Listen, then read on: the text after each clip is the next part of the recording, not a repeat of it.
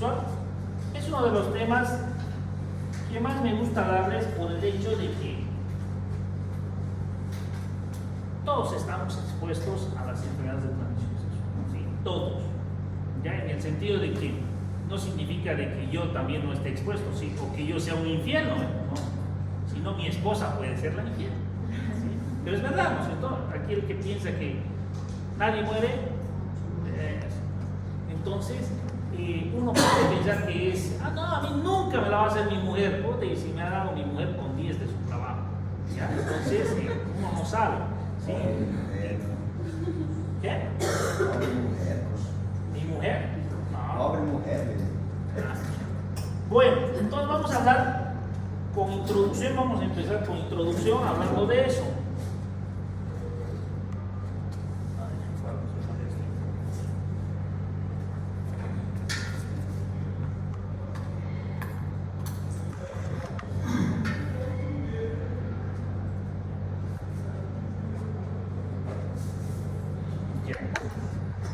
Vamos a empezar hablando de que las enfermedades de transmisión sexual generalmente se va a dar entre los 18 a 28 años.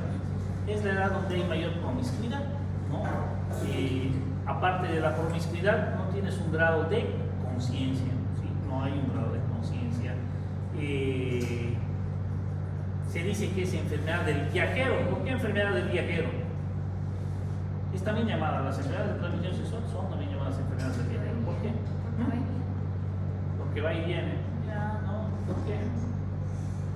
¿Qué hacen las mujeres cuando cierran ciclos? Se tiñen su cabello de otro color, se cortan y ¿a dónde van? Viajan, ¿no? Ay, cerrando ciclos, empezando una nueva vida, viajan. Entonces están solteras, despechadas, ¿quién las para? Nadie, ¿no? Nada. Lloramos su partida. Oigan, ¿saben ustedes que el hombre en superar una relación tarda más que una mujer? O sea, el hombre tarda, es un promedio de 4 a 6 meses en superar una relación. La mujer al día siguiente ya está en otra. No, es verdad. O sea, estamos hablando, si por decir, yo estoy enamorado y mi mujer me deja, yo lo voy a tardar en superar. ¿Ya? Más o menos un promedio, 6 meses es un montón. ¿Ya?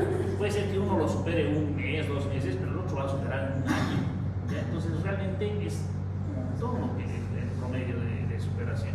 Mientras la mujer, si yo la dejo a mi mujer, por más que esté enamorada, se va a agarrar otro, chao, ya 1 mes, chao. Y su promedio de la mujer es bajo, 2 a 3 meses más o menos. Entonces, si se dan cuenta, ¿quién supera más rápido? La mujer. Pues eso, son datos estadísticos. No mienten. Bien, el pastor dice no miente. Bien, ya. Entonces, eso, claro. Entonces, por eso son las enfermedades del viajero. ¿Por qué? Porque además, pocos somos los fieles cuando viajamos. ¿Por qué? Cuando viajan, ¿quién los conoce? Nadie los conoce. Entonces, viva la hora, ¿no es cierto? Entonces, así como ustedes que están viajando, hay muchos que están viajando con el mismo pensamiento. Entonces, por eso se dice que hay mayor promiscuidad. Entonces, ustedes se dan cuenta, nuestro país dentro de todo todavía tiene valores, ¿ya? En relación a otros tiene valor.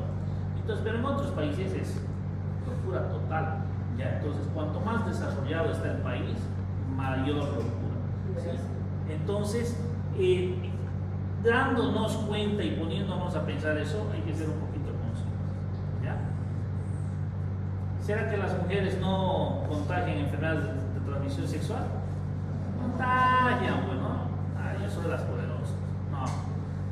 Además de eso, las enfermedades de transmisión sexual aumentan el riesgo de contraer VIH. ¿Ya? VIH. ¿Por qué? Porque fíjense que hay en esa lesión, en ese pene, ¿qué ven? No, no son papas. ¿Qué ven? Ya, lesiones. Ya. Lesiones maculares. ¿Ya? Las pápulas, ¿qué son las pápulas? ¿Qué es pápula, sonrisa? La pápula es una roncha. Me pica un mosquito, se hace una pelotita, esa es pápula. ¿Ya? Mácula es, ¿ya? Entonces, ya son máculas eritematosas, ¿no? Entonces, si son lesiones, ¿qué pasa si tú le frotas una lesión? Sangra. Entonces hay mayor riesgo de contagio para el HIV. Ya la otra vez justo estamos reunidos entre varios urólogos y dice uno de ellos, ¿no? Como ciencia, no, actualmente en el exterior dice que las circuncisiones ya se las están haciendo de canto a todos. ¿Sí? ¿Por qué? Porque están descubriendo que va a disminuir la capacidad de contagio del HIV y de enfermedades de transmisión sexual. Obvio, ¿y por qué? Dice el otro, ¿no? A ver, son hombres, ¿no? Sí. ¿Qué tienen? ¿El hombre qué tiene? Prepucio. ¿Qué pasa con la fricción? Va a raspar. Al raspar, ¿qué pasa? Hay mayor abrasión, hay raspado, ¿no? A ver, raspense las manos así, igual van a causar abrasión. Lo mismo es el prepucio, la misma función tiene. Entonces, aparte de eso, ¿qué tiene el hombre en la parte de acá? Un frenillo, ¿no? Que es el frenillo prepucial. Cuanto más angosto es el canal vaginal, ¿qué va a producir? Mayor erosión. ¿Ya? Es por eso que el sexo anal, que hay mayor contagio en el sexo anal que en un sexo vaginal. ¿Por qué? Porque en el sexo vaginal hay mayor abrasión porque hace fuerza la mujer, hay desgarro anal, en el hombre va a producir, la penetración va a producir desgarro en el frenillo, va a haber sangrado, salud, dinero, amor. Entonces, ese frenillo va a producir esa fricción, sangrado, ano de la mujer, sangrado. Entonces, eso aumenta las posibilidades de HIV. Sencillo. Entonces, una persona que va a tener circuncidada va a tener riesgo de contraer enfermedades de transmisión sexual, sí, seguramente, pero en menor proporción que una. ¿Ya? Ahora, ¿será que entre mujeres se contagian las enfermedades de transmisión sexual? Sí, igual se contagian, ¿sí? Y además de eso hay que considerar que algunas enfermedades de transmisión sexual van a llevar a cuadros de infertilidad. ¿Ya? Entonces, tomar en cuenta todo esto antes de no usar gorrito. Ahora, se ven las fotos, ¿no? Que me ha costado crearlas. Se ve, ¿no? Como siempre, el buen hombre, Angelito, encima urólogo, conoce a una muchacha que ha sido su primera pareja sexual. Y miren, semejante Angelito decía, me voy a casar con una mujer buena, de buen carácter, angelical. Pero esta angelical ha tenido antes 3 parejas sexuales. ¿Ya? 3 parejas sexuales. Dentro de eso es Thor, un top model que era casto igual, primera vez que ha estado, y Capitán América. Al Capitán América, pero le gustaba de todo, hasta con las chiquitas mañaneras, que es las cholitas, modelos. Y una de las modelos le gustaba tanto los negros como los blancos. ¿Ya? Y Thor le gustaba meterse con algunas locas, así como bien, chicas bien, pero le gustaban las locas. ¿Saben quién es esa, no? De la foto. ¿Esta? ¿Saben quién es esta? No saben quién es, las brasileras. Es Rafaela Mandeli. Rafaela Mandeli tiene una serie que se llama El Negocio. ¿Han visto en HBO, no? Una serie muy buena de prostitutas. Y ella es la jefa de las prostitutas. ¿Ya? No quiere decir que lo haya visto. Entonces ella es la jefa de las prostitutas. Entonces dentro de eso se ha metido con ejecutivos, que era verdad. Veanla, esa serie es muy buena. Ejecutivos, algunos viejitos que eran castos, que nunca habían tenido, virgen a los 40, ¿no? O 50, ¿no? Esa película. Y dentro de eso se metió hasta con el Vinchita, porque consiguió los quintos y le logró pagar a Rafaela Mandeli. Entonces fíjense, imagínense al Vinchita con quien ha estado, con varias Vinchitas también, ¿no? Imagínense que este Vinchita ha llevado cualquier cosa, o esta de acá, y ha llegado hasta el Angelito. Entonces, por eso dice, una sola persona puede propagar. O sea, es así. ¿Cuántas parejas sexuales has tenido? Solo 2, mi amor. Ay, ¿no? Entonces, fíjense detrás cuántas parejas sexuales tienen. ¿Ya? Entonces, esto es así, una sola persona puede propagar la enfermedad. Entonces, antes de que estén con alguien, piensen en esto y usen su preservativo. El negocio trata de una serie donde es una serie de superación y cómo vas creando ideas en los negocios. Esta chica es prostituta, pero prostituta de las top, ¿no? Entonces, donde les hace pensar muchas cosas y a los hombres les ayuda a pensar, porque la mina usa el mismo, cuando va a estar con el hombre, usa el mismo perfume de su mujer, cosa que cuando el hombre llegue a su casa, llegue con el perfume de su mujer y sienta que es su mujer que no está por nada, ¿ya? Entonces eso es una táctica. Después ella decía que los hombres, cuando viajan al exterior a hacer negocios, cuanto el regalo es más grande, el pecado es mayor, ¿ya? Entonces eso, después, o sea, cada que su marido viaje, su cortejo viaje, si les trae un regalo, es por algo, ¿ya? Porque es un remordimiento de conciencia. Y así va creando varias ideas, entonces va perfeccionando su sistema de prostitución.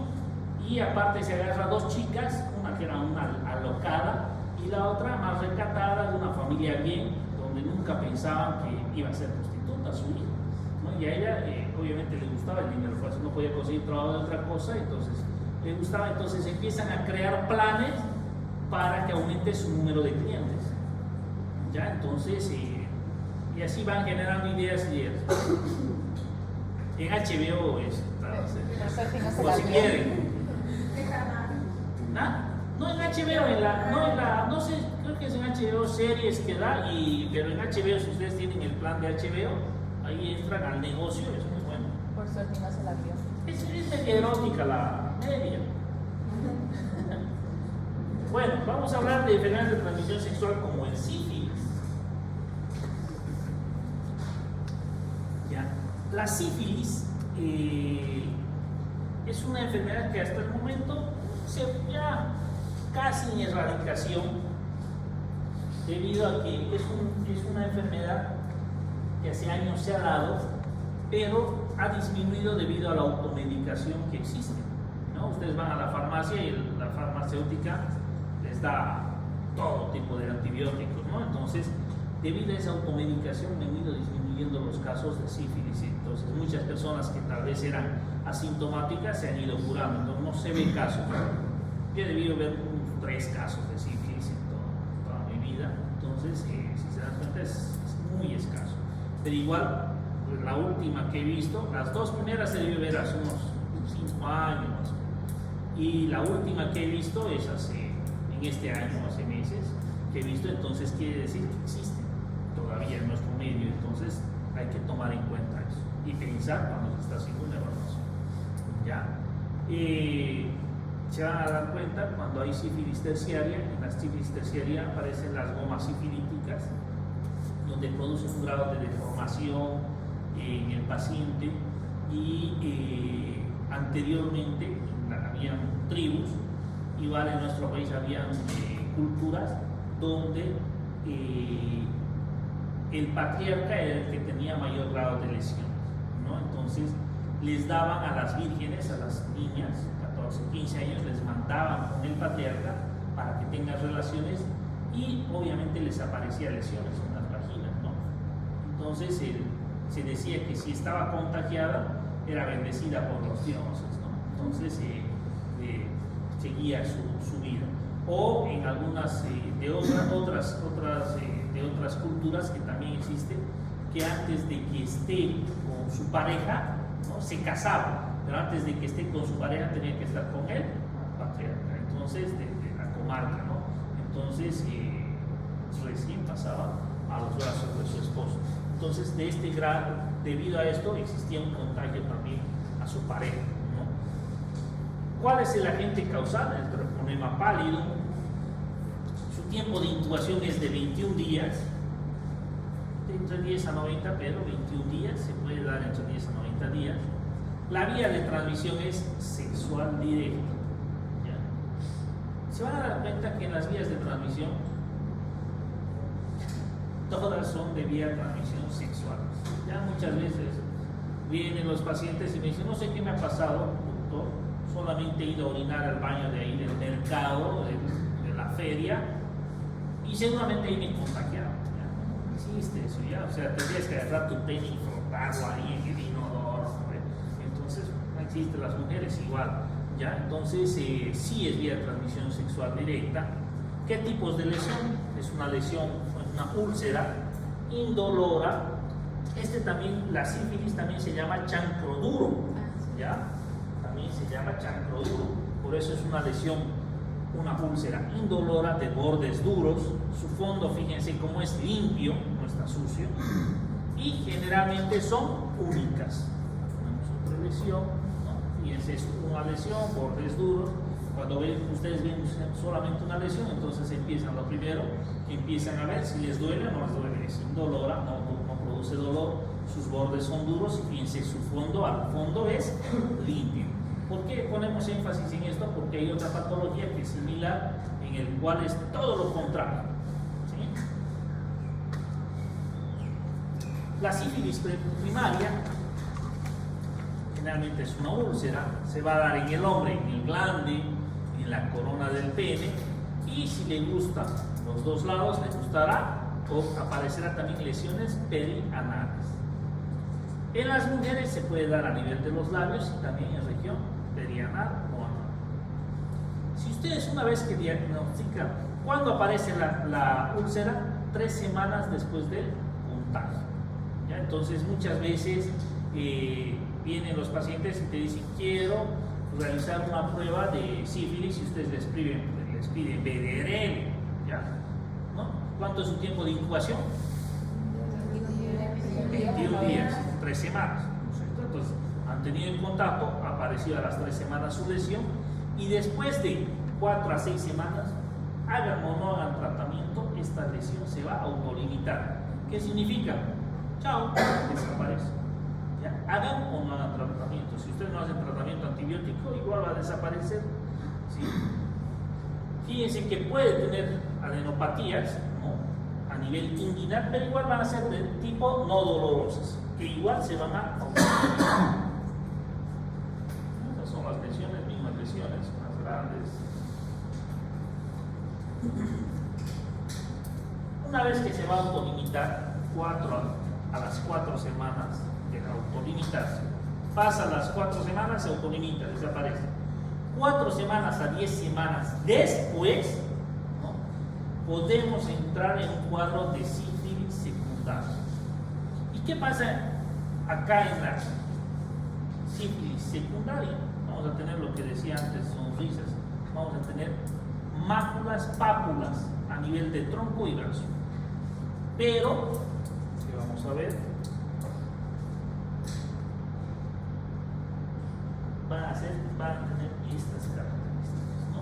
Van a aparecer esas máculas, pápulas eritematosas a nivel de tronco y manos. Pero fíjense que esas no son máculas, pápulas nomás normales. Fíjense que tienen focos de necrosis, ¿no? Negro, ya está blanco. Entonces van a tener focos de necrosis debido a que va a haber una arteritis, una inflamación a nivel arterial, y va a producir necrosis a nivel de esas zonas, ¿sí? Esa es la característica. Después de eso, desaparecen las lesiones, ¿no? Desaparecen, se puede autolimitar sin hacer tratamiento, se va a autolimitar las lesiones, y vamos a entrar en una fase de sífilis latente. ¿Sí? Se va a entrar en una fase de sífilis latente, que puede ser temprana o puede ser tardía.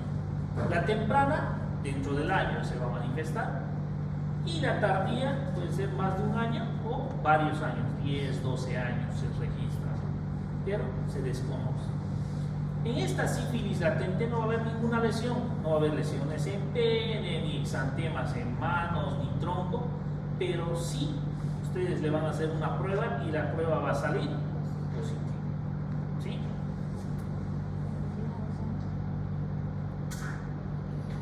Después de esta, entramos a una fase de sífilis terciaria. En la sífilis terciaria pueden ver ahí como las imágenes, lo que les decía, las gomas sifilíticas que van a producir lesiones. Fíjense esa cara, deformaciones en las caras. Tabes dorsal o neurosífilis, una patologías neurológicas, puede producir artropatía de Charcot y puede producir incluso cuadros de aortitis.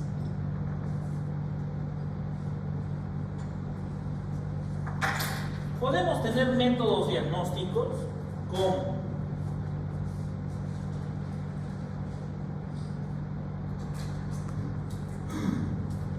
microscopía por campo oscuro. Lo que se hace es, sobre la lesión se va sacando las muestras, y microscopía de campo oscuro se puede pedir ELISA, PCR, pero también tenemos pruebas mucho más fáciles de pedir que están al alcance de todos, que son el BDRL y el RPR, ¿no? Que es la reacción de la reactina, ¿sí? El RPR y el BDRL.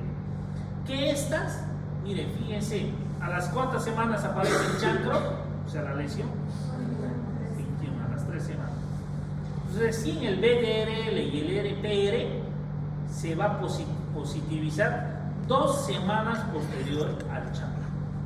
Entonces, por eso, muchas veces va al paciente, difícil que le saques de la mente eso, ¿no? Va el paciente y te dice: doctor, quiero una prueba de sífilis, porque tenía una, pero ¿cuándo has estado con tu pareja? La anterior semana. Entonces, más es un placebo para el paciente, para que se quede tranquilo, porque tú sabes que su BDR le va a salir negativo por más que tenga sífilis, ¿no? Entonces, recién te vas a dar cuenta si es 3 semanas o 2 semanas después del chancro, más o menos al mes y medio, si es que realmente ha tenido sífilis, ¿sí? Ahora, ustedes han tenido pruebas de, por decir, BDRL y RPR positivo, le hacen el tratamiento y fíjense, recién va a negativizar el BDRL y el RPR al año. O sea, le hacen el tratamiento hoy día y de aquí al año recién va a negativizar, ¿no? Es un tiempo prudencial que tenemos que esperar. No, se puede hacer un control cada 3 meses, ¿no? Para ver si ha ido negativizando. Pero recién en un año se van a dar cuenta, ¿sí? Teníamos un paciente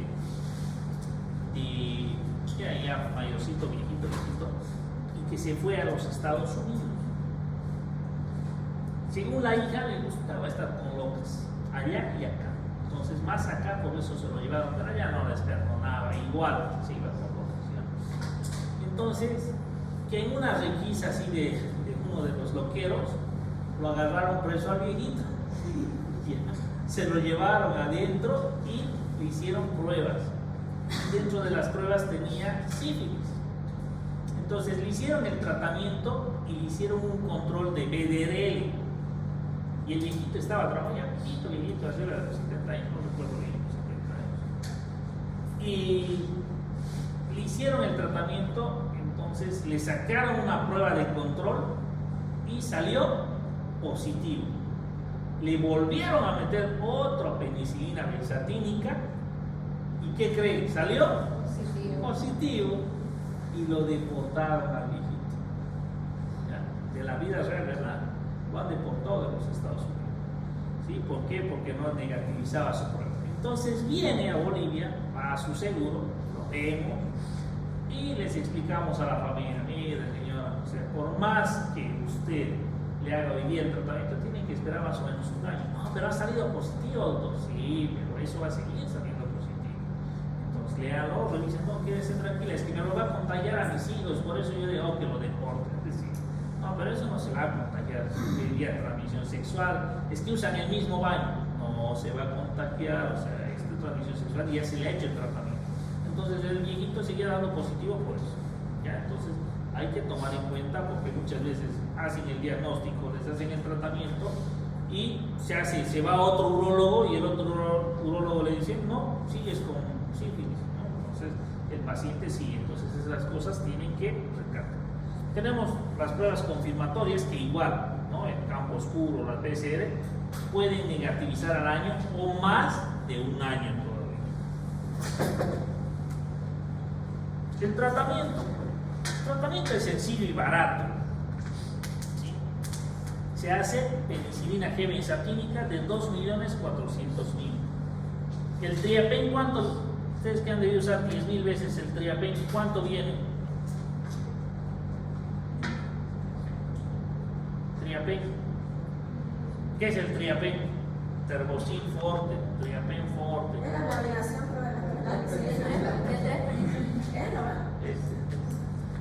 para que se escuche en su grabación de Patria fuerte.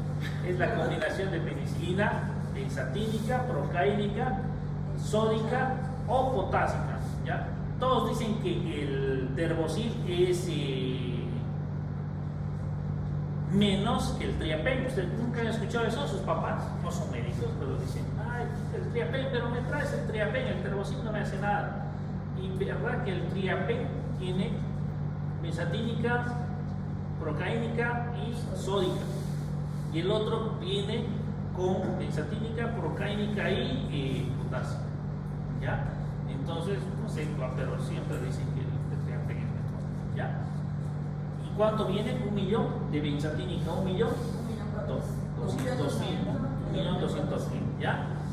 Entonces, si les dan 2.400.000, no, por si acaso le meteremos. ¿Por qué es? ¿Por faringoamidalitis? No, a la faringoamidalitis le mata, al estreptococo le mata el Triapen de 1.200.000, pero no así al de la sífilis, ¿ya? Entonces, solamente 2.400.000.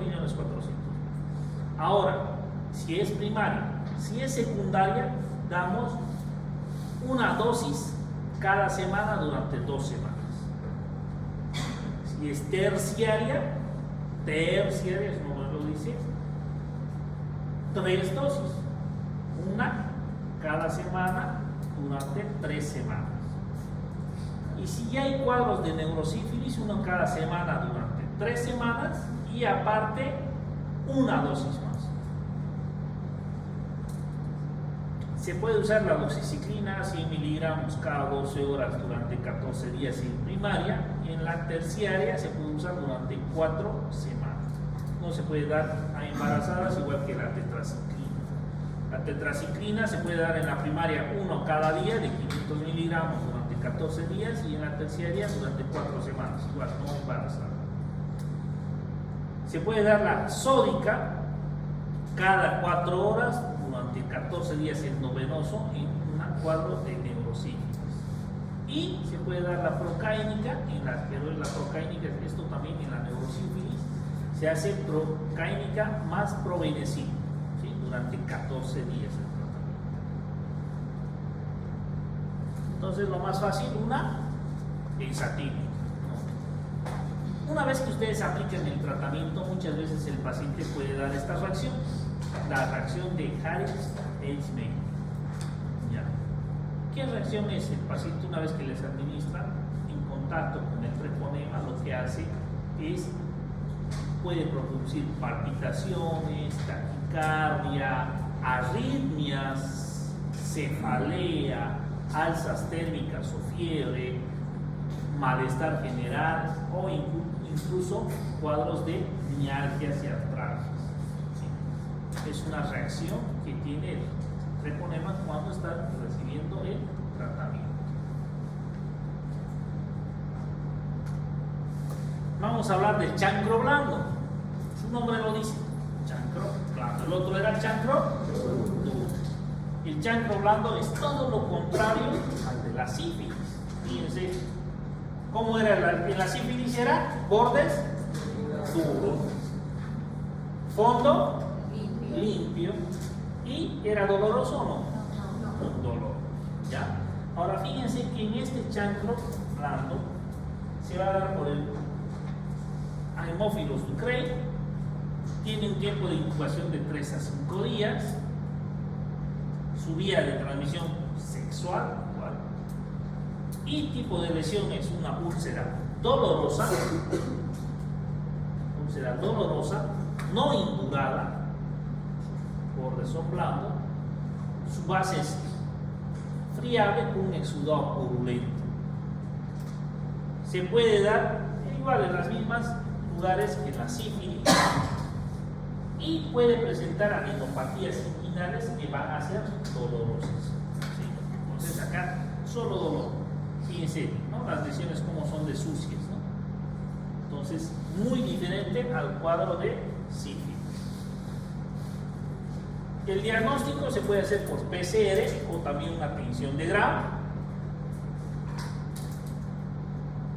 Su tratamiento se puede usar la citromicina 1 gramo dosis única, ciprofloxacina 500 miligramos cada 12 horas durante 3 días, o ceftriaxona dosis única 1 gramo intramuscular. Si el paciente es alérgico, se puede usar eritromicina cada 6 horas durante 7 días. Ahora, si los ganglios son muy dolorosos y están muy fluctuantes, son muy como si fueran a reventar, lo que se puede hacer un drenaje del ganglio inguinal y se tiene que iniciar el tratamiento.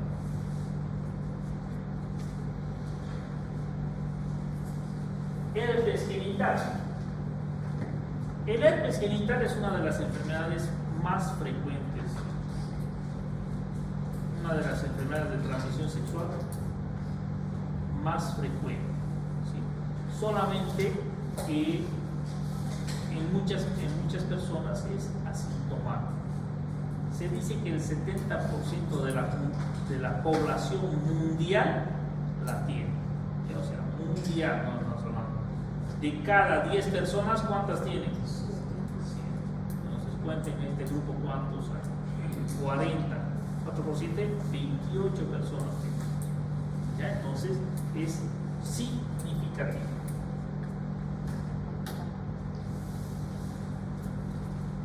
El herpes genital estaba por el herpes tipo 1 y herpes tipo 2. Generalmente es el herpes tipo 2. Su periodo de incubación es interrogado, puede ser que sea de 1 a 26 días o, que es lo más frecuente, nunca se sabe. ¿No? Muchas veces vienen los pacientes con su herpes y dicen: mi mujer me ha contagiado. No, o sea, no sabes cuándo te has contagiado. Puede ser que sea tu mujer o puede ser que haya sido una secuela desde tu primera relación sexual. ¿Sí? Es irá. Tipo de lesión. Acá en el tipo de lesión, fíjense, primero aparecen así máculas, pápulas a nivel, pero antes de esto va a presentar un pródromo. Un pródromo. ¿Qué es el pródromo? Son diferentes síntomas que se van a dar, que son característicos de esa enfermedad y se van a dar antes de la lesión característica que va a presentar la enfermedad. ¿Ya? Entonces, ¿se acuerdan qué pródromos tienen las convulsiones? No, neurología no han llevado, ¿no? Neurocirugía tampoco, ¿no? Ya, en las convulsiones, cuando el paciente tiene convulsiones, antes de eso tiene fotopsias. ¿Qué es fotopsia?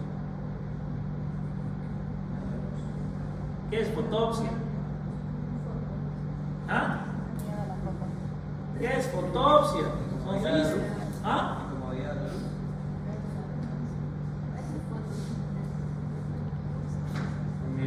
Lapicero voy a colaborar. ¿Qué es fotopsia? ¿Ah? Eso, estrellitas, ven, fotopsia.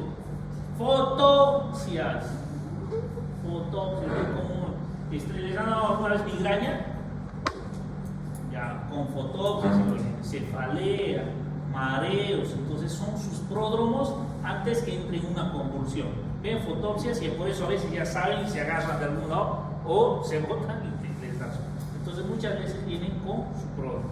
Entonces acá en el herpes, el pródromos que tiene, el pródromos es que va a tener prurito o picazón, va a tener un aumento de la sensibilidad, con un ardor en esa zona, un dolor de tipo urente. Y después recién van a aparecer las pápulas eritematosas. Después de las pápulas eritematosas van a aparecer las vesículas, ¿sí? Múltiples vesículas, un racimo de uvas, ¿no? Y después de eso van a aparecer este tipo de lesiones, que son úlceras que parecieron fondo sucio, ¿no? Como en el chancro blanco.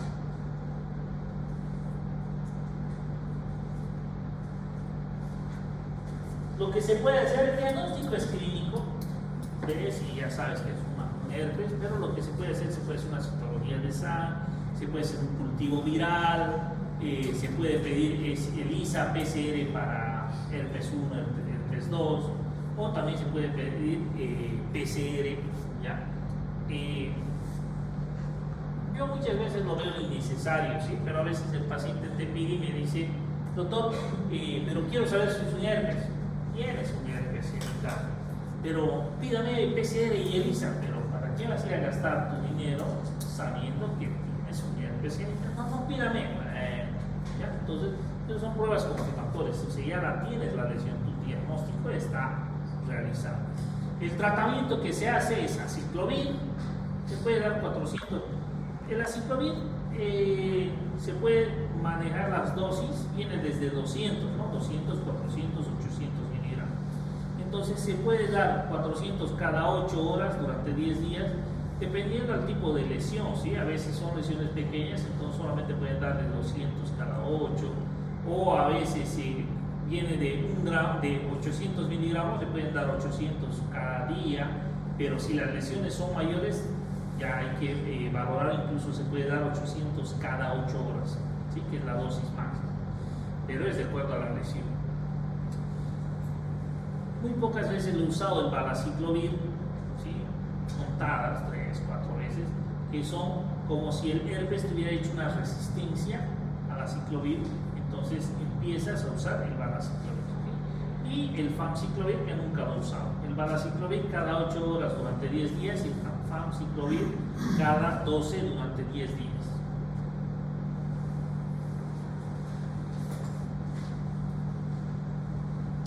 Otra enfermedad muy frecuente, la uretritis gonocócica. Fíjense que el tipo de la secreción uretral es purulenta, como una pus, ¿no? El agente causal es la Neisseria gonorrhoeae o el gonococo, también llamado. Tiempo de incubación 2 a 5 días. El tipo de lesión en la uretritis gonocócica presenta una característica. El paciente puede estar chorreando así de pus, como ven, pero así lo saca y está chorreando la pus, pero no va por eso. No te dice, me está saliendo pus de pene. Va porque le produce disuria. ¿Ya? Supuestamente es como si le estarían clavando unos alfileres en el pene, ¿no? Entonces va por la disuria, no va por la secreción. ¿Qué tiene, señor? Me arde al orinar. ¿Y qué más tiene? No, nada más. Les revisan y está chorreando la pus, lo ven normal, ¿ya? O sea, van por el ardor. El ardor que tiene es característico en la uretritis gonocócica, muy significativo. Y tiene su exudado purulento. La vía de transmisión, fíjense, ¿qué es? No por el baño, ¿no? El inodoro de la feria.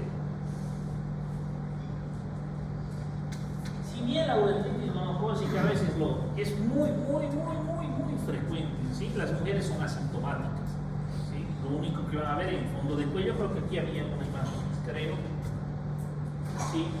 Esa es una mujer, ¿no? Fíjense, que en la mujer, y en el hombre es fácil, ¿no? Si vas a estar con un hombre, le ves pus y dices, no, aquí paró todo, ¿no? Pero la mujer, miren, o le van a hacer especuloscopía antes de estar con una mano, ¿eh? Entonces, difícil de hacer un diagnóstico. Entonces, muchas veces la mujer es portadora asintomática, no tiene ni disuria, nada. ¿Por qué? Porque están al fondo del cuello uterino, recién se ve la secreción. Pero muchas veces el hombre no se da cuenta y se encuentra, ¿sí? Si bien es una patología muy frecuente que se puede evitar fácilmente, hay que tomar en cuenta que esta sí va a tener complicaciones. Dentro de las complicaciones es la primera, esta, la que está en horas 12, es una estenosis uretral. Es muy frecuente que las uretritis gonocócicas nos causen una estenosis uretral. Fíjense, este es el lumen, todo esto, y esta es la puntiforme. Entonces el paciente no puede orinar, hay que hacer dilataciones, muchas veces operar, cortar, colocar sonda, 3 semanas con sonda. Si no responde, hay que sacar ese segmento. Entonces, grandes complicaciones. Puede ser que les dé por epididimitis, dolor testicular, que eso puede ser transitorio, una aguda, o que también se puede cronificar. Puede dar prostatitis, artropatías, dolor e inflamación a nivel de las articulaciones. ¿Qué es eso? ¿Qué quiere decir? Sonrisas, ¿qué es? Amigdalitis, ¿no? Entonces ha hecho sexo oral, entonces le ha dado una amigdalitis monocócica y una conjuntivitis. ¿Qué ha pasado? Ya, entonces desagradable. Y fíjense que les conté, hemos hablado en semiología lo que a mí me pasó una vez. Vi a un paciente que estaba chorreando de pus. Creo que hacía así, las paredes, ya. Entonces entré, lo revisé, nunca había visto tanta pus en una uretritis monocócica, nunca, así chorreaba, ¿sí? Entonces, obviamente terminé, me lavé las manos, le eché alcohol a todo donde estaba él, ¿no? Se desecha todo de la camilla, a la mesa, lo deseché, ¿qué se llama? Por la manivela, todo lo que había tocado lo había, me asusté. Incluso, dije, aquí me va a salpicar y me puse mis lentes. Ya, porque estaba sin lentes, me puse los lentes. Y a los 3 a 5 días empecé con una conjuntivitis. ¿Qué es lo primero que piensan? Me ha salpicado. Una conjuntivitis brutal, que no podía mover el ojo, con secreción purulenta. Y le dije a la oftalmóloga, mire doctora, no quiero pensar, pero no sé si es una conjuntivitis por monococo. ¿Por qué? Me dice, le cuento así, nunca había visto tanta pus de ese paciente y creo que no sé si me dio la impresión que capaz me ha salpicado o yo he tocado algo que él ha tocado y después me llevó al ojo, no sé, le digo. Y me iniciaron antibióticos fuertísimos, ¿no? Para hacer el problema. ¿Por qué? Porque fíjense cómo está la lesión en la conjuntivitis monocócica. Produce daño de la córnea, ¿sí? Entonces puede producir hasta ceguera. Entonces ese era el miedo que tenía. Tiene puede condicionar a balanocostitis, ¿no? Inflamaciones en el pene, incluso puede producir miocarditis o alguna patología neurológica. Métodos diagnósticos: se puede hacer el swab, el cultivo, se hace un cultivo de la secreción, se puede hacer microscopía de campo oscuro. El tratamiento es sencillo. Se puede dar ceftriaxona 250 miligramos dosis única intramuscular. Se puede fraccionar, pero fácilmente le pueden colocar igual 1 gramo intramuscular, no pasa nada. La ciprofloxacina 500 miligramos dosis única, o la levofloxacina 500 miligramos dosis única. Cefixima 400 miligramos dosis única, o la citromicina, si es que estuviera embarazada, 2 gramos dosis única. Embarazadas. Las uretritis inespecíficas, fíjense el tipo de secreción, ¿cómo es? Cristalina, ¿no? Las uretritis inespecíficas pueden ser dadas por diferentes tipos de bacterias. El más frecuente es la Clamidia trachomatis, que aproximadamente la clamidia te va a dar del 50 al 70% de las enfermedades de las uretritis inespecíficas. Es uno de los más frecuentes. Fíjense allá en esa imagen, no la uña, ¿no? Fíjense la secreción que causa. ¿Sí? Es cristalina, como un moquito, ¿no? Cristalina. Y fíjense, la mujer, ¿cómo es? Igual, cristalina. Es un exudado hialino. Su tiempo de incubación es 3 a 14 días. El tipo de lesión es exudado hialino, que puede producir estranguria y disuria, pero te va a producir una leve disuria. Muchas veces el paciente te dice que tiene como un picazón o algo, y le pides cultivo y encuentras eso. Tiene sí complicaciones. Dentro de las complicaciones es prostatitis, epididimitis, La clamidia es el principal agente causal de las orquiepidemitis. Casi un 80% de las orquiepidemitis están dadas por las clamidias. Entonces, fíjense que cuando hay una inflamación testicular, dense cuenta que lo más probable es que tenga también una enfermedad de transmisión sexual. Puede producir balanitis, conjuntivitis o una enfermedad pélvica inflamatoria. Las mujeres incluso la clamidia les puede causar una infección a nivel de las trompas de falopio y producir incluso estenosis e infertilidad. Sus métodos diagnósticos es cultivo, se hace soplado del exudado y se manda al cultivo. Se puede hacer tinción de Gram, PCR también se puede hacer, o microscopía de campos. El tratamiento es sencillo, se puede dar acitromicina, 1 gramo dosis única, doxiciclina 100 miligramos cada 12 horas durante 7 días, o levofloxacina 500 miligramos cada día durante 7 días. La tricomona marginalis, si bien saben, la tricomona en la mujer, ¿qué características tiene? ¿Ya llevó a Ginebra, no? No llevó nada. Pero, ¿cuándo llevan?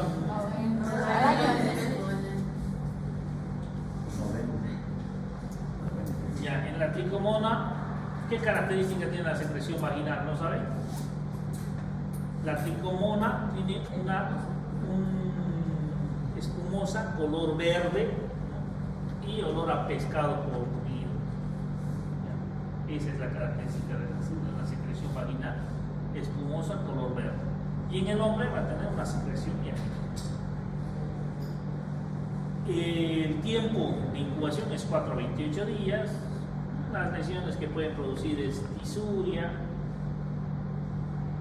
pero más que todo puede producir incluso balanitis, pero lo que va a producir es su secreción, que puede causar uretritis, prostatitis, epidemitis en el hombre.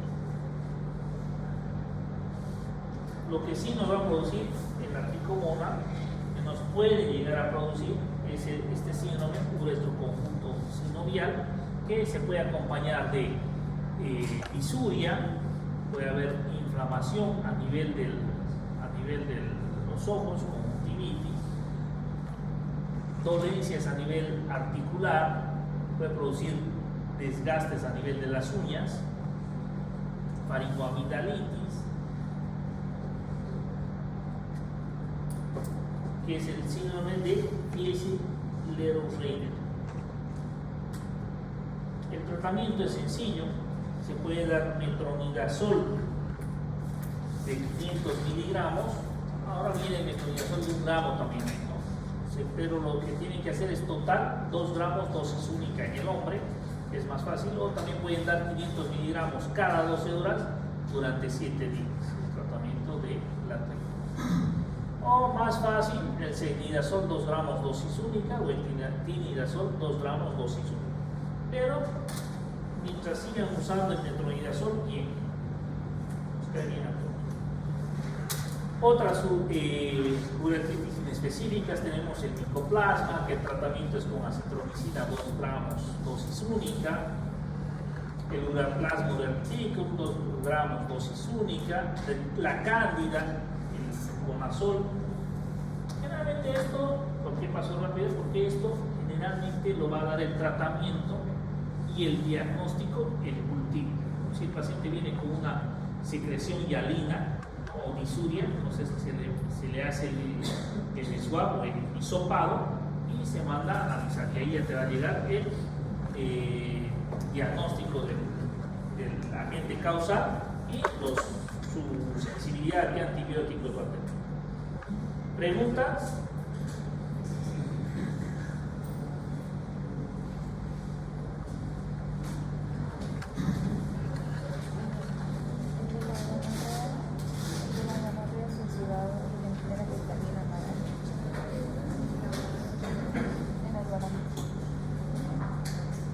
¿Preguntas?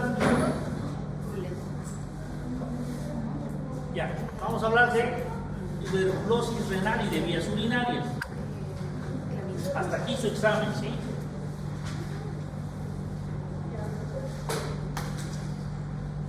Fíjense que dentro de la historia, la tuberculosis ya existía desde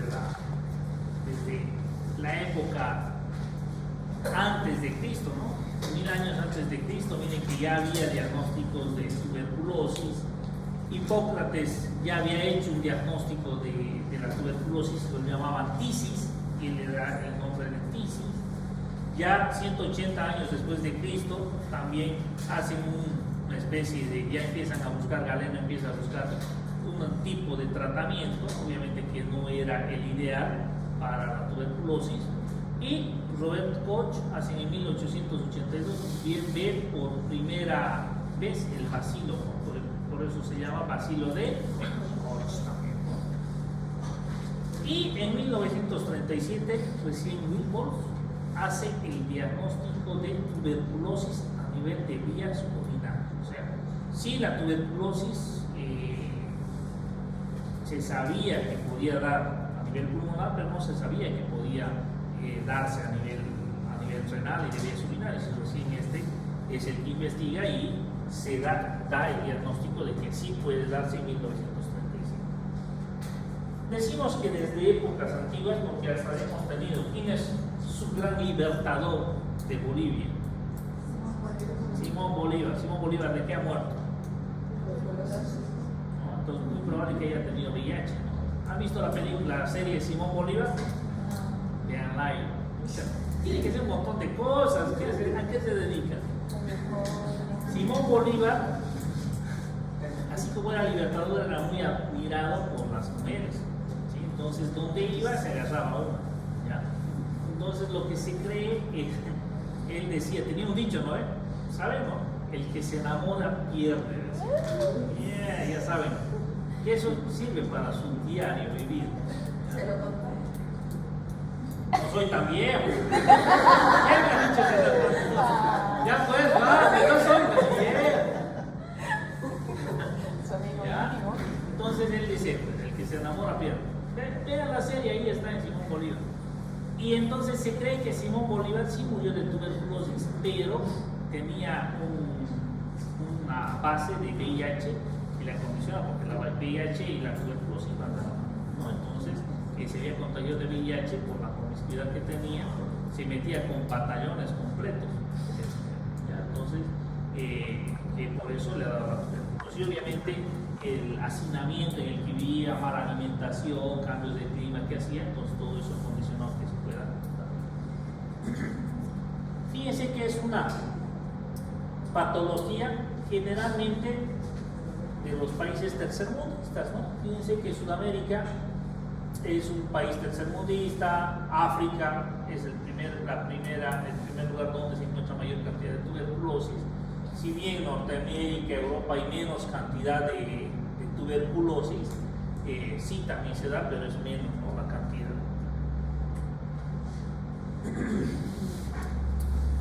Dentro de la epidemiología se dice que hay 10 millones de casos cada año, 10 millones de casos cada año nuevos. Tiene una prevalencia del sexo masculino 2:1 en relación a la mujer.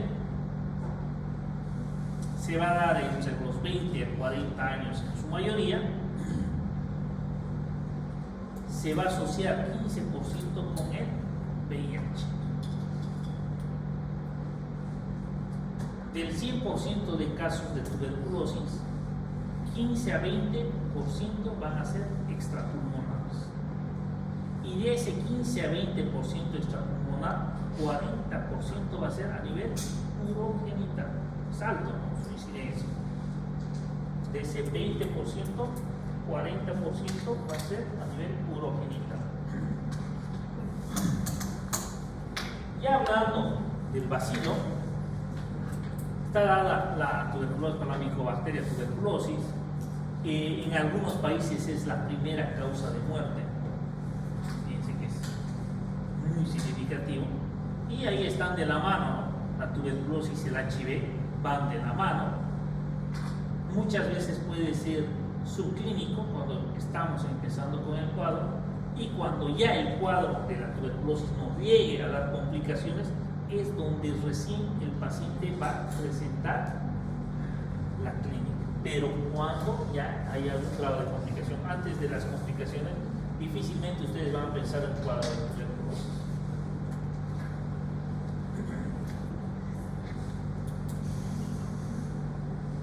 Esta tuberculosis es como mero, está pasando, fácilmente puede pasar desapercibida, ¿no? Está disfrutando nuestro organismo y nunca nos damos cuenta, es asintomática todo ese tiempo.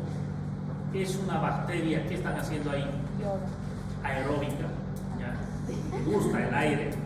¿Qué están haciendo ahí, doctor? Yoga. Así se hace yoga, ¿no? Se hace así yoga. Nunca he hecho yoga. Ya, están haciendo aeróbica, ¿ya? Es aeróbica. ¿Le gusta a él? No, el aire. ¿Cuáles son las bacterias aeróbicas? No hay los anaeróbicos.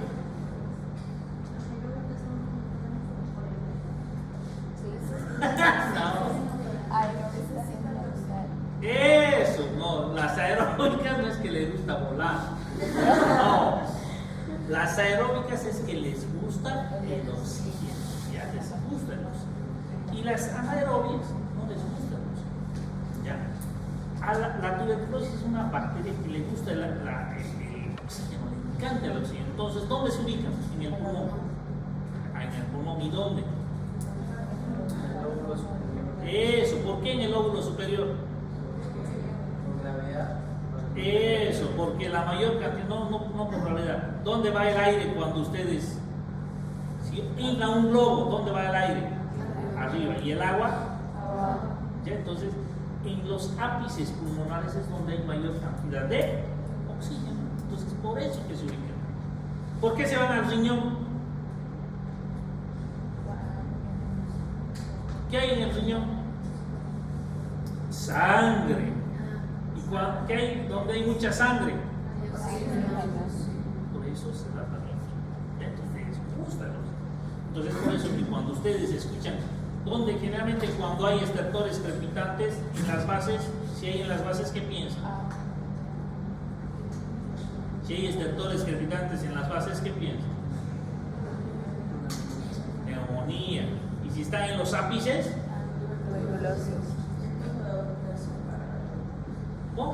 tomen en serio, ¿saben? En serio, tomen en cuenta lo que van a hacer. Creo que no le toman muy en serio lo que van a hacer médicos, ¿ya? Muchas veces les va a tocar actuar en sus casas, ¿ya? Como médicos, no más que sean super neurocirujanos del mundo del mejor, les va a tocar actuar alguna vez en su casa, ya sea con sus hijos, con su esposa, con sus papás, y van a tener que tomar decisiones. Y si ustedes no tienen el conocimiento de algo básico, de una medicina básica, ya, chico, ya. Muchas veces a mí me toca escuchar, sacar mi fonendoscopio. No usa fonendoscopio, no ha visto urólogos con fonendoscopio. Littmann, no lo usamos. Pero a veces me toca desempolvar para escucharlos a mis hijos. Ya, entonces, que si es que no supiera escuchar, ya se me hubiera chingado hace que tiempo, ¿ya? Porque hace espasmos de pulmón, entonces tienes que saber escucharle, cuándo nebulizarle, cuándo no, cuándo te va a hacer una neumonía, entonces te toca escucharle, ¿ya? ¿Por qué? Porque hay epidemias de neumonías y de virales, influenza, que les da, hay épocas donde se enferma. Si tú le llevas al hospital, te llega más contaminado. Le llevas a una clínica privada más top que sea, igual llega contaminado al clínico, porque están tosiendo los niños, están entrando. Entonces, si tú no haces un buen diagnóstico, ¿ya? Pues tómenlo en cuenta eso. Su crecimiento, sí se puede dar un crecimiento que generalmente es un crecimiento lento en carácter, ¿ya? Su propagación también va a ser lenta, ¿verdad? Su multiplicación del bacilo va a ser lenta. Puedes resistir, así como ven en la imagen, puedes resistir a temperaturas bajas. Igual se puede reproducir. Y es difícilmente fagocitar.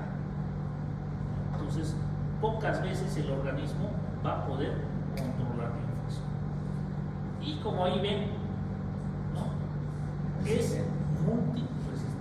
Fácilmente te hace resistencia a los antibióticos. Y por eso que los antibióticos de la tuberculosis les dan en las clínicas, ¿no? Todos los días, o encarga, un médico general que se encarga solamente del plan de tuberculosis, que va a golpearle la puerta, señor, su tableta, y le da. ¿Sí? Entonces, porque es multiresistente. ¿Cómo es la patogenia a nivel renal? ¿Cómo se va a dar una tuberculosis renal? ¿Por qué se da una tuberculosis renal? Fíjense que la tuberculosis renal no se contagia por el riñón, no tose, ¿no es cierto? Entonces, ¿por dónde entra? Por vía respiratoria. ¿Ya? Entonces, por medio de las gotitas de flujo, igual hay un contagio a nivel pulmonar, y una vez estando en pulmón, es fagocitada, se logra fagocitar, pasa al torrente sanguíneo. Una vez en torrente sanguíneo, se va a ir a ubicar a los lugares o zonas donde estén mayormente irrigadas, donde haya mayor sangre, oxígeno. Y dentro de esos está el riñón. Una vez en riñón, aunque están acá y una vez en riñón, van a ir formando los tuberculomas y los procesos inflamatorios. Y eso va a causar tuberculomas a nivel de los riñones. Este es un riñón, y este riñón va a tener procesos cicatrizales. ¿Ya? ¿La cicatriz se borra? No. Las traiciones se borran, las cicatrices. ¿Ya? Entonces, estas cicatrices, ¿a qué van a llevar? A las fibrosis, alteraciones de la funcionalidad del riñón, ¿no? Esos son irreversibles y van a terminar retirándolos, o el paciente terminará con diálisis. Ahora, si el otro riñón por suerte no le ha infectado, entonces le ayudará a funcionar. Fíjense que dentro de la patogenia renal, una vez que se contagia por vía respiratoria, pasa a los riñones en 3 a 6 semanas aproximadamente. De ahí va a producir una respuesta inflamatoria a las 3 a 6 semanas, y de ahí puede estar en una fase latente. El paciente puede ser que no tenga síntomas, se haya estancado ahí y que no haya producido más, ni lesiones ni nada. Pero una vez que se reactiva, va a formar tuberculomas, que son procesos inflamatorios propios de la tuberculosis, y que estas se pueden, este es un tuberculoma, aquí está el microscopio, que estas se van a multiplicar, se van a hacer varias, y esos tuberculomas van a producir fibrosis, procesos, necrosis de calcificación, producen necrosis de calcificación, fibrosis, ¿no? Hasta llegar a exclusiones renales. Fíjense los riñones cómo quedan, ¿no? Van a formar en los riñones las típicas cavernas a nivel renal. La patogenia ureteral, la orina infectada que está produciendo el riñón, ¿por dónde sale?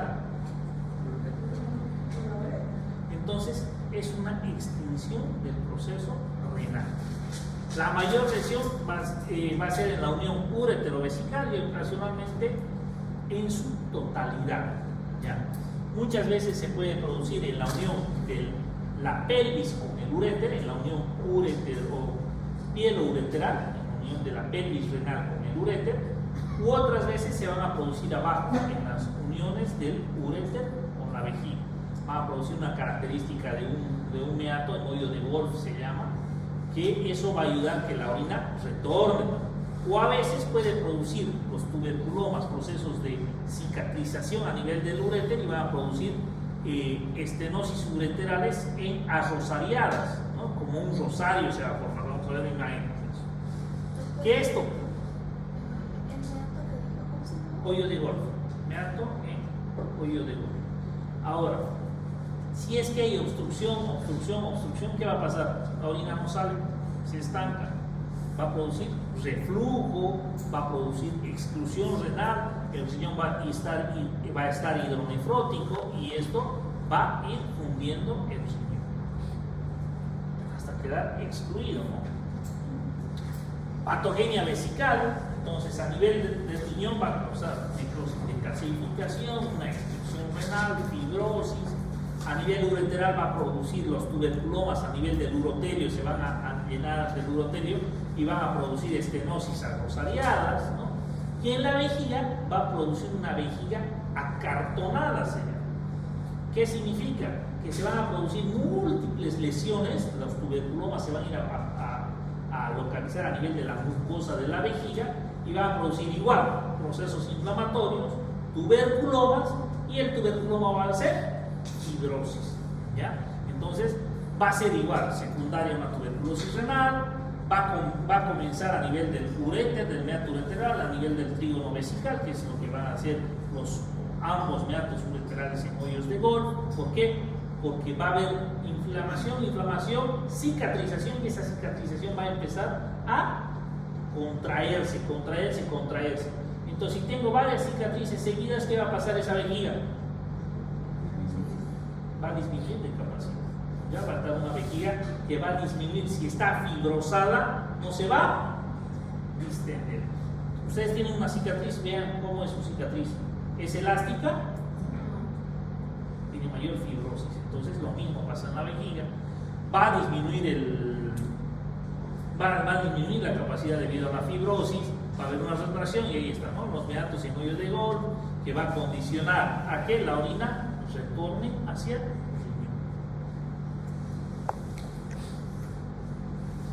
A nivel del epidídimo, esto ya no va a ser por vía renal, va a ser por vía hematógena, y fíjense que puede ser el primer signo y el único de la tuberculosis.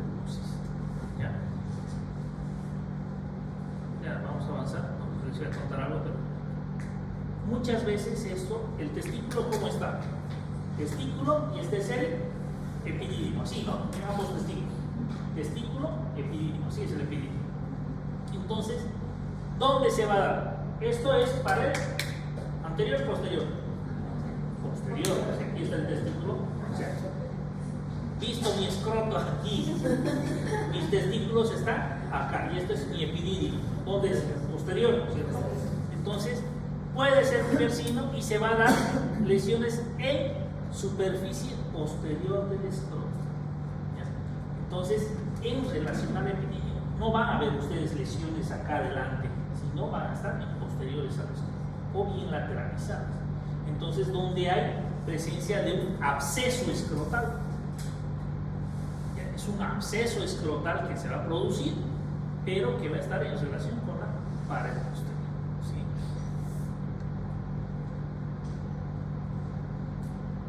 Va a condicionar lo que dice, ¿no? Fístulas epididimocutáneas, es lo que el absceso va a terminar drenando. Entonces, este testículo va a producir inflamación, absceso, va a estar abscedado, entonces terminará en orquiectomía si fuera necesario. ¿Sí?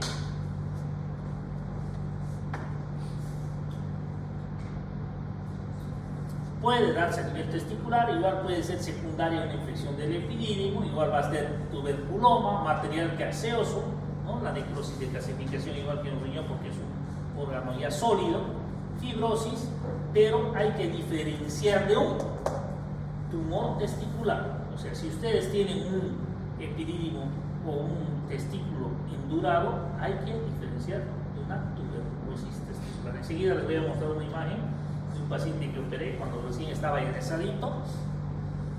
La patogenia prostática igual va a ser por diseminación hematógena, es poco frecuente, va a producir igual tuberculoma, necrosis gaseosa, y va a producir nódulos fibróticos calcificados, ¿no? Van a producir diferentes nodulaciones en la próstata, que cuando ustedes hagan el tacto rectal van a tener esas induraciones duras. Entonces también tienen que hacer un diagnóstico diferencial de cáncer de próstata. Patogenia en pene y uretra, que va a ser secundario en foco renal y vesical. ¿Por qué? Porque va a haber compromiso muy probable de la uretra también, entonces que por continuidad va a afectar al pene. Nódulos en uretra, cuerpos cavernosos, ¿no? Si es que hay fibrosis a nivel de los cuerpos cavernosos, ¿qué va a condicionar?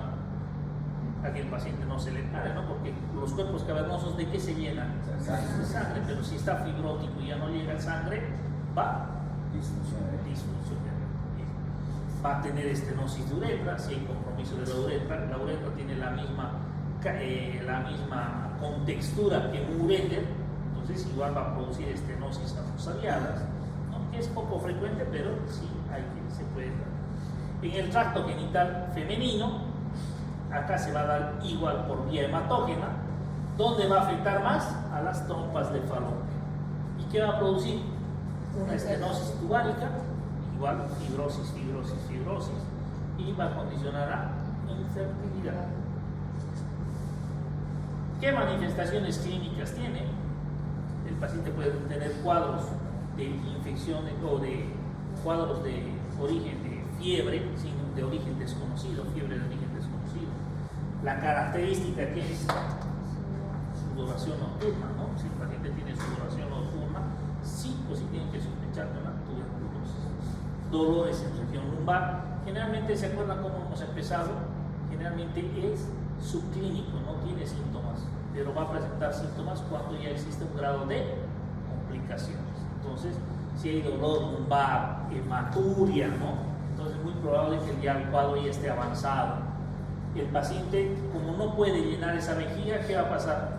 Va a tener urgencia miccional, ¿no? Estranguria, va a ir a capolacturia, nocturia. ¿Por qué? Porque esa capacidad de la vejiga está disminuida, está cartonada, entonces muchas veces va a tener que ir al baño ya no más, ¿no? O en la noche se va a orinar demasiado porque esa vejiga no tiene esa distensibilidad. Puede tener dolor abdominal y la famosa piuria, ¿no?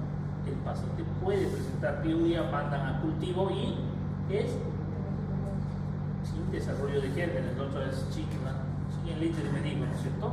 ¿En qué medio se cultiva? ¿En qué medio se cultiva? ¿No? Si ustedes hacen un cultivo de orina normal, no va a crecer el germen. Después puede haber una disminución del líquido seminal, puede haber hematospermia, cuadros de infertilidad, epididimitis de origen desconocido. Muchas veces hacemos cirugías. Este es del paciente que les decía, tenía un paciente con una duración testicular, dolor testicular todo el tiempo, orquiepidimitis joven, y le palpaba si era duro el testículo, sacaban marcados tumorales y negativo. Entonces, le digo, hay que hacer una orquiectomía. Le hacemos orquiectomía y fíjense cómo sale, ¿no? Una necrosis de calcificación ahí. Entonces se mata y se llega al diagnóstico de que tenía una tuberculosis. Era un paciente gordito, alto, monachón, pues no iban a pensar no pensábamos que tenía, más estamos pensando en un cáncer y era. Fíjense cómo es, este es el paciente, puede tener, fíjense dónde, este es escroto, ¿no? De frente, y miren en la parte posterior tiene un absceso escrotal, ¿no? Entonces esto es característico de las tuberculosas. Cuando tienen en pared posterior el absceso, el drenaje, ¿no? Termina siendo una fístula, es característico. En el tacto rectal que le está haciendo puede tener nodulaciones y hay que sospechar también ya si el paciente lo tiene. El diagnóstico se puede hacer con un examen general de orina.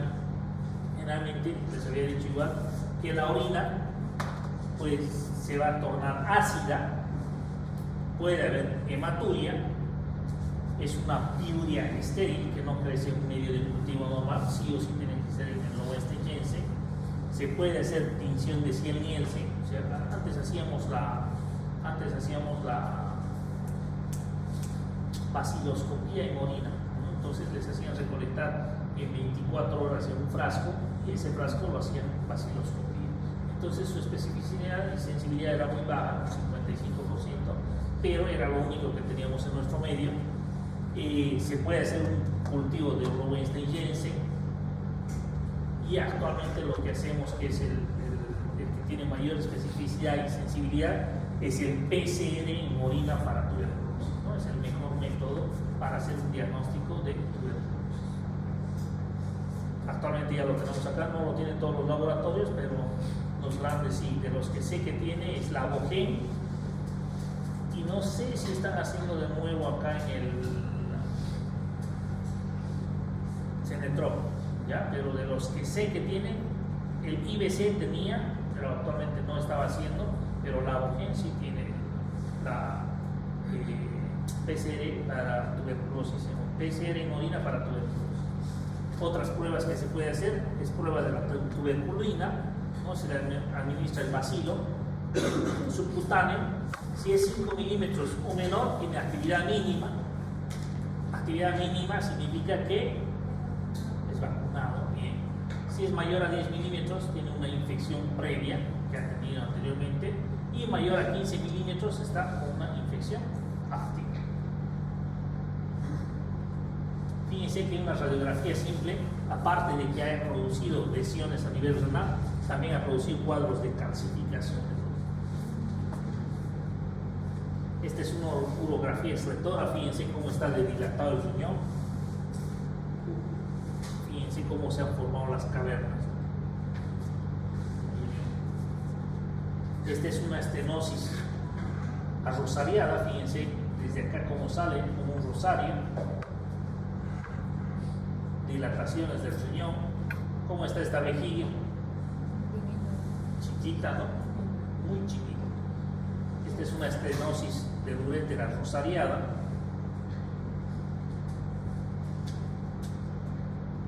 En la tomografía se ven cavernas, fíjense. Cavernas. ¿Cómo se van formando cavernas? Hay una estenosis, esta es una estenosis piedouretral, fíjense que hay una estenosis acá. No está saliendo la orina del riñón al uréter, ¿no? Una estenosis piedouretral. Fíjense que esta es una estenosis arrosariada que está condicionando a una nefrosis del riñón. Esta es una cistoscopía. La cistoscopía es entrar con una cámara por la vejiga, es una revisión. Hay un edema bulloso. No son tan buenas las imágenes, pero son las únicas que he conseguido de la tuberculosis.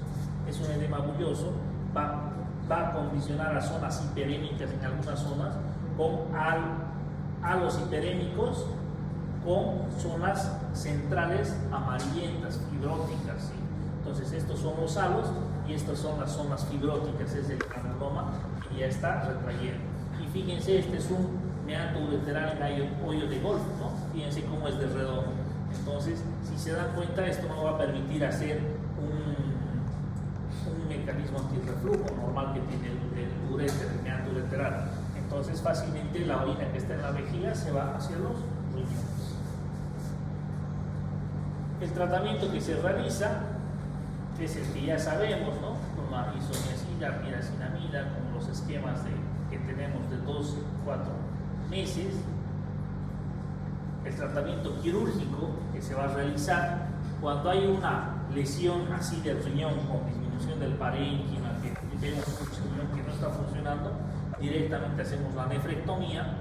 Si hay cuadros de estenosis ureteral o piel ureteral, se saca las estenosis y se hace una anastomosis término-terminal, ¿no? Y en ocasiones, cuando queremos ser más conservadores, se puede hacer una colocación de un catéter doble J, o en este caso, si es que ha tenido estenosis, varias estenosis, entonces lo que se puede hacer es un corte y colocar el catéter doble J. Pero el paciente tiene que iniciar el tratamiento, no se puede operar y después el tratamiento, no, tiene que iniciar su tratamiento y una vez que esté controlado, recién podemos hacer estos procedimientos, ¿ya? Si es que realmente no podemos hacer un rescate del uréter, está muy estenosado, no podemos trasplantar un uréter nuevo, entonces lo que se hace, se puede hacer una nefrostomía, funciones en el riñón para que salga la orina. Esta es una neovejiga, que la neovejiga lo hacen del ileum, del intestino, se va formando una vejiga, tratando de conservar el esfínter para que sea continente el paciente. ¿Ya? Esta es una estenosis ureteral. Fíjense que está puntiforme, todo esto es el uréter, pero en este sector está muy chiquito, entonces lo que se hace es cortar y después colocar un buen catéter doble. ¿Preguntas?